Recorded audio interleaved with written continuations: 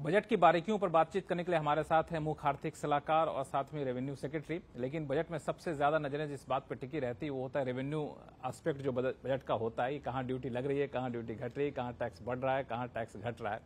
और उसमें भी खासतौर से नौकरी पेशा लोगों की उम्मीदें काफी ज्यादा रहती है। ये उम्मीदों पर कितना खरा उतरा बजट, इस पर सबसे पहले सवाल रेवेन्यू सेक्रेटरी साहब आपसे पूछूंगा कि पहले से बहुत लोग ये एक्सपेक्ट कर रहे थे कि इनकम टैक्स में रिलीफ मिलेगा, अच्छा खासा रिलीफ देना चाहिए, नौकरी पेशा लोगों को बहुत दिन से कुछ नहीं मिला। तो जब आप बजट बना रहे थे तो किस तरह की उलझने थी, उसको सुलझाने में जो अभी फैसला हुआ कितना कामयाब होता दिख रहा है? नहीं, आपने सबसे पहले कहा कि बहुत दिनों से लोग जो है ये उम्मीद कर रहे थे कि राहत मिलेगी। मैं ये आपको याद दिलाना चाहूँगा कि पिछले वर्ष ही हमने जो नई कर प्रणाली पर्सनल इनकम टैक्स की है उसमें बहुत रियायत दी थी। और जैसा कि आपको मालूम है कि और माननीय वित्त मंत्री ने बताया कि 68% लोग अब आज के दिन में जो हमारे पास में विवरणियां अभी तक टैक्स रिटर्न जो अभी तक आए हैं पिछले वर्ष के जो 31 जुलाई जो अंतिम तारीख है इंडिविजुअल्स के लिए, 68%, 4 करोड़ में से 68% ऑलरेडी नई टैक्स प्रणाली में आए हैं, क्योंकि बहुत सी रियायत जो है उसके अंदर में 37,500 रुपए तक की दी गई थी। तो ये हाल ही की बात है। बहरहाल इस वर्ष भी जैसे कि अपेक्षा की जा रही थी रियायत दी गई है। आपको मालूम है, आपके दर्शकों को इस बारे में मालूम है, एक तो स्टैंडर्ड डिडक्शन 25,000 रुपए से बढ़ाया गया है। उसी प्रकार से फैमिली पेंशनर्स के लिए भी 10,000 रुपए, 15,000 से 25,000 रुपए डिडक्शन बढ़ाया गया है। साथ ही जो टैक्स दरें जो हैं, जो स्लैब्स हैं, उनमें बदलाव किया गया है, जिसकी वजह से 5,000 रुपए से लेकर के 10,000 रुपए तक का लाभ इनकम टैक्स में सभी व्यक्तियों को होगा। सभी व्यक्तियों, कुछ आप लोगों ने कैलकुलेट किया है किस कैटेगरी को सबसे ज्यादा बेनिफिट देने की कोशिश? सबसे अधिक जो बेनिफिट है, देखिए, जिसकी आमदन सबसे ज्यादा है निश्चित रूप से उसी को होगा। तो 15 लाख रुपए से ऊपर जिनकी आय है उनको 17,500 रुपए तक का लाभ जो है इससे मिल सकता है। इनकम टैक्स में रिडक्शन या फिर रिलीफ का एक इम्प्लीकेशन ये माना जाता था कि ये इकोनॉमी में डिमांड क्रिएट करने का एक बड़ा जरिया हो सकता है। तो इस डिसीजन से आप कितना होपफुल है, क्योंकि इकोनॉमिक चिंता आपको बहुत रहती है? Absolutely, I think I'm very hopeful that the measures announced in the budget today will indeed boost demand growth, because when we incentivize the employers to create additional jobs through multiple schemes and interventions, naturally employment creation means income generation. Income generation means consumption growth. Apart from the direct benefits announced in the Part B of the budget speech dealing with the different tax slabs and standard deductions, etc. So in that sense, by addressing employment, the budget also very clearly addresses the income and consumption issues, and the fact that consumption growth last year was slightly on the moderate side. This year, on the back of these measures, we should see an improvement in consumption. Consumption भी बढ़ेगा। मुझे लगता है जो कोशिश थी वो काफी हद तक सफल हो, मान भी रही है। एक और चीज की गई, टैक्स में बड़ा बदलाव किया गया, वो था आपको इक्विटी मार्केट को लेकर के। तो इक्विटी मार्केट में जाहिर तौर पर कई सारे कंसर्न भी अलग अलग रेगुलेटर जता चुके थे, तो उसको भी एक तरह से दूर करने की कोशिश की गई। Long term capital gains tax को सिंप्लीफाई करने की कोशिश की गई। लेकिन इस कोशिश में एक परसेप्शन ये बन रहा है कि खासतौर से रियल एस्टेट सेक्टर के लिए थोड़ा सा उनके लिए महंगा साबित होगा अगर वो लंबे समय तक प्रॉपर्टी को होल्ड करके रखते हैं तो। नहीं, जैसा कि आपने बताया, ये हमारा जो प्रयास है वो बेसिकली इसको सरल करने का था, युक्ति युक्त बनाना और सरल करने का जो है मुख्य प्रयास हमारा वो था। इस एस्पेक्ट पर ध्यान दिया था आपने? बिल्कुल, इसका एस्पेक्ट के ऊपर में भी ध्यान दिया गया है। हमारे विचार से जो रियल एस्टेट है, जब वो लंबे समय के लिए रखते हैं, उसमें भी अधिकतर लोगों को इसमें मुनाफा ही होगा, लाभ ही होगा, क्योंकि आज के दिन में जो दर है वो 20% की दर है। इंडेक्सेशन का लाभ है, लेकिन दर 20% की है, जिसे घटाया गया 12.5%। लेकिन लंबे समय तक रखते हैं तो लंबे समय तक रखते हैं तो देखिए, जो अभी तक जो हमने देखा है वो करीब करीब जो है 4% प्रति वर्ष का इंडेक्सेशन का लाभ मिलता है। अब कोई भी रियल एस्टेट में निवेश करता है तो वो इक्विटी से तो ज्यादा ही उम्मीद करता है कि उसको रिटर्न मिलेगा। यदि उसको 10 से 12% भी रिटर्न मिलता है तो उसके लिए आज जो हमने जो बदलाव किए हैं वो उसके लिए बेहतर है, वो उसके लिए लाभदायक है। यदि 12% से अधिक का लाभ हो रहा है प्रति वर्ष, रिटर्न ज्यादा है, तो उसको 12.5% जो वो रेट देता 20% विद इंडेक्सेशन, मान लीजिए कि 20% उसको लाभ हो रहा था, मान लीजिए 20%, 4% का उसको इंडेक्सेशन का लाभ मिल गया, बचा 16%, 16% का 20% वो दे रहा था, 3.2, 20 रुपए पे 3.2 16% होता है।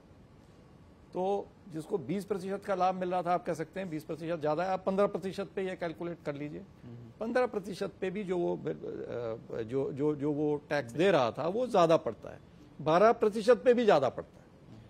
तो 12% और उससे अधिक जो भी ये मुनाफा कमा रहे थे उनके लिए ये लाभदायक है, अधिकतर लोगों के लिए ये लाभदायक है। होल्डिंग पीरियड में भी आपने काफी चेंजेस, होल्डिंग पीरियड में रियल एस्टेट के लिए तो सेम है, लेकिन हमने समान कर दिया है। जो भी लिस्टेड जो भी सिक्योरिटीज फाइनेंशियल एसेट्स हैं, केवल उनके लिए 1 वर्ष है।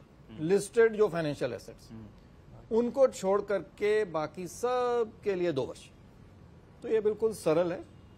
पहले मुझे भी किताब उठानी पड़ती थी, देखना पड़ता था कौन सा सेक्शन है, 111A है, 112A है, 112 है, कौन सा सेक्शन है। उस सेक्शन में भी कई सारे प्रोविजन्स हैं, कई सारे एग्जेम्पशंस हैं उसमें भी।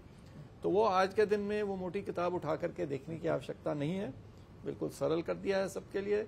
और अधिकतर लोगों के लिए इसके अंदर में रियल एस्टेट में भी उनके लिए भी कमी आई है। एक बड़ा ऐलान वित्त मंत्री ने किया, वो था आपको जीएसटी को लेकर के कि 6 महीने के भीतर हम रेट रैशनलाइजेशन की तरफ, सिंप्लीफिकेशन की तरफ कदम उठाएंगे या फिर फैसला लेंगे। तो ये कॉन्फिडेंस कहाँ से आ रहा है, क्योंकि जीएसटी में रेट रैशनलाइज करना स्टेट का सब्जेक्ट होता है। जी, मैं स्पष्ट कर दूं, इसके अंदर में 3 जो हमारे जो मुख्य टैक्स हैं, इनकम टैक्स, कस्टम्स और जीएसटी, तीनों के सरलीकरण, उनके रेट रैशनलाइजेशन और इनकम टैक्स के तो यहां तक कि जो पूरा जो हमारा अधिनियम है उसके सरलीकरण के ऊपर में बात की गई है। किंतु 6 महीने का जो हमने समय सीमा अपने लिए एक टारगेट रखा है, वो केवल जो आयात शुल्क है, कस्टम्स ड्यूटी, और जो इनकम टैक्स, आयकर अधिनियम, केवल इन दोनों के लिए। जीएसटी के लिए हमने कोई समय सीमा, जैसा कि आपको मालूम है, आपने बताया, वो जीएसटी काउंसिल का प्रेरोगेटिव है, तो ये उसके लिए हमने कोई समय सीमा नहीं रखी है। हमारा प्रयास रहेगा कि हम उनमें भी, जीएसटी में भी सरलीकरण करें, लेकिन समय सीमा कोई निर्धारित उसके लिए हमने नहीं की। लेकिन बजट में ऐलान करने से पहले क्या आपने इस मुद्दे पर राज्यों के साथ चर्चा की कि हम रेट रैशनलाइजेशन करना चाहते हैं और टैक्स की दरें? निश्चित रूप से उनसे चर्चा की जाएगी। निश्चित रूप से जो भी निर्णय लिया जाएगा वो सर्वसम्मति से लिया जाएगा। आपको मालूम है कि काउंसिल में अभी तक जो भी निर्णय हुए, 53 काउंसिल की बैठकें हुई हैं, हजारों निर्णय उसमें हुए हैं, एकमात्र को छोड़ के सभी सर्वसम्मति से लिए गए हैं। हमारा यह प्रयास रहेगा कि राज्य सरकारों से बात करके उनको अपना पक्ष बताते हुए उनको भी इसके लिए सहमत किया जाए कि रेट्स में हमारे लिए सरल होनी चाहिए, अधिक रेट्स नहीं होनी चाहिए, और साथ ही साथ जो क्षेत्र बाहर हैं इसके जीएसटी के दायरे से, उनको हमें इसके अंदर लाते हैं तो हमारी जो अर्थव्यवस्था है, जो रोजगार की बात आपने इनके साथ में की, रोजगार में बढ़ावा होगा, निवेश में बढ़ावा होगा, और सरलीकरण से जो विभिन्न प्रकार के मुकदमेबाजी होती है कि इस कुरकुरे के ऊपर में 12% लगेगा या नमकीन की दर लगेगी या 18% लगेगी, कौन सी दर लगेगी, वो सब जो है खत्म होगा। राजस्व में भी बढ़ोतरी होगी, निवेश में भी बढ़ोतरी होगी, सबका लाभ होगा। हम सर्वसम्मति से निर्णय लेने का प्रयास करें। जीएसटी पे एक आखिरी सवाल आपसे पूछूंगा कि जब हम रेट रैशनलाइज करने की बात करते हैं तो आपके हिसाब से आइडियल सिचुएशन क्या है? जाहिर तौर फैसला लिया जाएगा राज्यों से बातचीत करके। आइडियल सिचुएशन क्या है? रेट रैशनलाइजेशन का मतलब क्या मान रहे हैं आप? और नए सेगमेंट को जब इंक्लूड करने की बात करते हैं तो वो सेगमेंट क्या दिख रहा है आपको?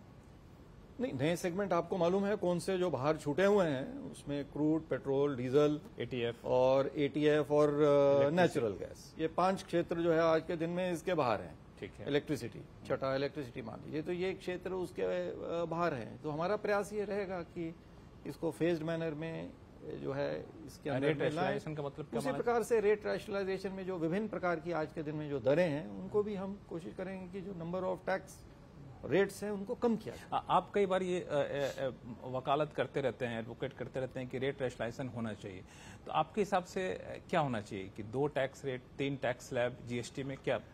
I think obviously when we talk of rationalizing rates, obviously the fewer the slabs, the better. But we are a country which has large pockets of middle, upper income classes, and we have a very large pocket of still lower income classes. So therefore, we cannot get to the extremely simpler 2 slabs in one go. We may have to go.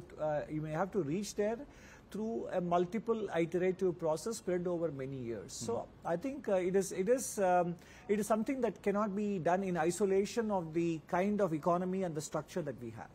एक और चीज, GST में जो इन्होंने कहा rate registration की बात हुई, लेकिन जो कई सारे सेगमेंट है जहां पे रेट काफी ज्यादा है, तो वो एक इन्फ्लेशन कंसर्न अभी आपको लगता है पहले उसको एड्रेस करना चाहिए?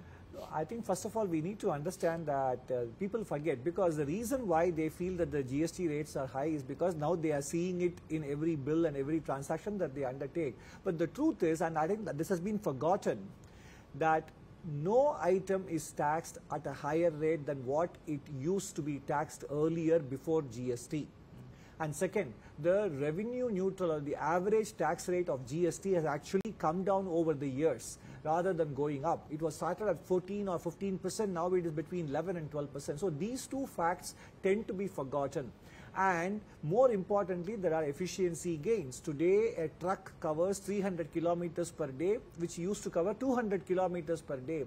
Your octroi and check posts are abolished. So people do not take into account the costs and the times and other effort that they have saved. And the logistics. Absolute term में rate कम हुआ है लोगों के So pocket. it has become lower, because we were paying central sales tax, state sales tax, and then on top of that multiple surcharges. All of them have been rationalized, and when the rates were introduced back in 2017, it was very clear that no rate would exceed what the incidence was on that product or service before the GST happened.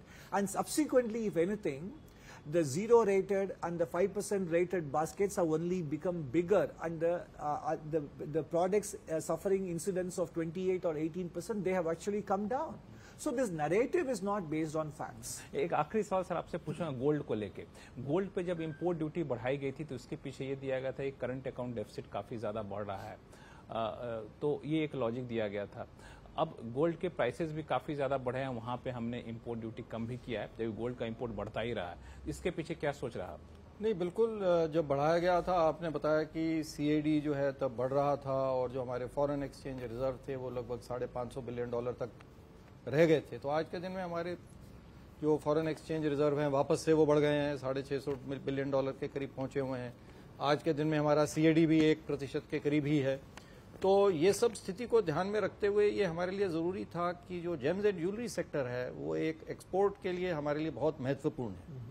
8% से अधिक export इस क्षेत्र से हमारा होता है। 50 लाख से अधिक लोग इसके अंदर में रोजगार ये क्षेत्र उनको दे रहा है। हालांकि एक्सपोर्टर को तो ड्यूटी ड्रॉबैक मिल जाता है, तो उसमें बहुत ड्यूटी, लेकिन आपका कहना बिल्कुल इसके अंदर में सही है कि एक्सपोर्टर को ये लाभ मिल जाता है। तो हमने देखा कि जो कमी जो आई है इसमें आयात में, वो विशेषकर जो गैर निर्यात हो रहा था, जो निर्यात के लिए एक्सपोर्ट प्रमोशन स्कीम्स के अतिरिक्त जो आयात हो रहा था उनके लिए जो है वो कम हुआ है, उसका आयात जो है बहुत कम हुआ है। तो एक्सपोर्ट न भी बढ़े इससे डोमेस्टिक यूज, लेकिन डोमेस्टिक यूज में जो है इससे काफी बढ़ोतरी होने की संभावना है। चलिए, बहुत बहुत शुक्रिया, आप दोनों काम से बात करें। Thank you so much. धन्यवाद।